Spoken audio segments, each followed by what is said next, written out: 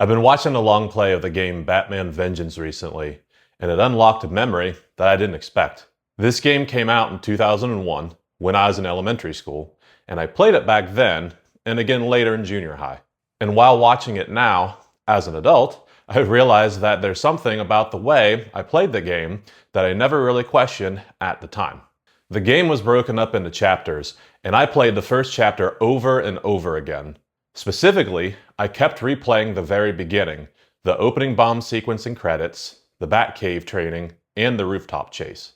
I played those parts more times than I could count, but I never really went further than that.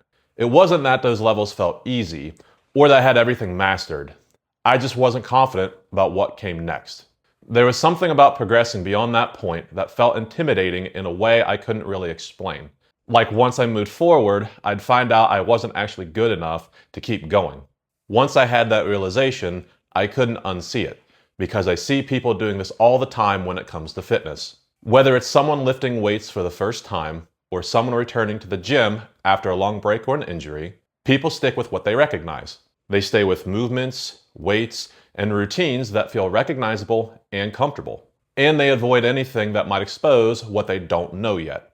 I know this is true for myself when I got into CrossFit because I caught myself doing the exact same thing. Sticking with the workouts I knew I could survive and feeling intimidated by the ones that demanded more of me.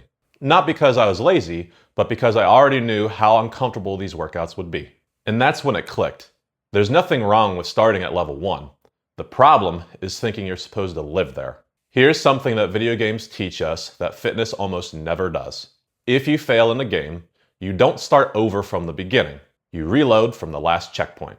And if you're stuck, you look up a guide to help you, or you watch someone else do it. That's exactly how getting back into training should work. A bad workout doesn't erase your progress, and a pain flare-up doesn't mean you're back at zero. It just means you reload, adjust, and give it another shot. So remember, whether you're new to working out or getting back into training either after an injury or some time off, the goal isn't about doing more than you can handle. It's about progressing one step at a time, learning from each attempt, and giving yourself permission to try again, even if it doesn't go perfectly.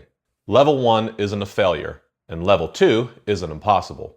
You're allowed to take it slow and still win. Just don't mistake comfort for capability. If this resonated with you, I make videos like this for people who want to start or get back into the gym without wrecking their body or their confidence. You're more than welcome to subscribe to my channel if you want help leveling up. And oh, by the way, I'm Michael, the Pop Culture PT, and thank you for watching.